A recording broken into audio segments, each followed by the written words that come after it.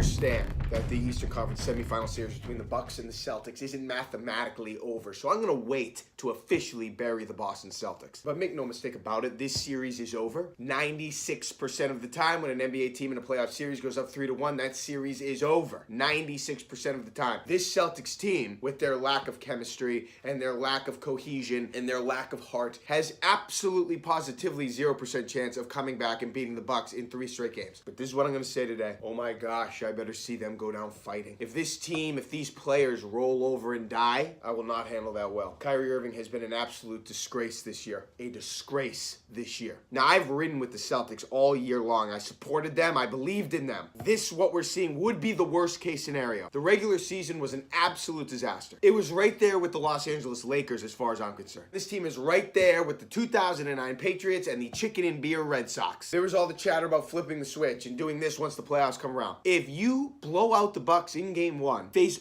a little bit of adversity, which you knew was inevitable in the playoffs, and just roll over and die in 4 straight games, there really wouldn't be a more embarrassing situation. It would be worse than John Tortorella saying that the Blue Jackets dented Tuukka Rask and that we'll be back for Game 7 in Boston. Kyrie Irving put this city, put this organization through the ringer all regular season long. Said he's going to flip the switch in the playoffs, did it when they were playing a lesser opponent, did it for 1 game, and then the second adversity hits, after everything that Irving put this organization through from a leadership perspective during the regular season, what does he follow it up with in the biggest games of the year? 7 of 22 from the field in a must-win game 4. 19 of his last 62, that's 31%, his worst 3-game stretch in his playoff career. And then for good measure, he walks off the court with 10 seconds to go before any of his teammates leave the floor. Said afterwards the game was over. Yeah, the game was over. That game was over long before that moment. You're supposed to be the leader, I thought. Remember? You turn your back on everyone and walk off on them. But if you haven't figured it out yet, looks matter. Optics matter. Those things matter. It's pathetic leadership. It's a putrid example. Leadership. And then on top of Kyrie struggling, you have the defense non-existent. See, that's what happened. A little bit of adversity hits, and that switch that was supposed to be flipped gets turned off. You cannot, in a must-win game 4, let Giannis Antetokounmpo drop 39 points. Anybody else other than Antetokounmpo can beat you. Not Antetokounmpo in that spot. I will make my final judgments on the Celtics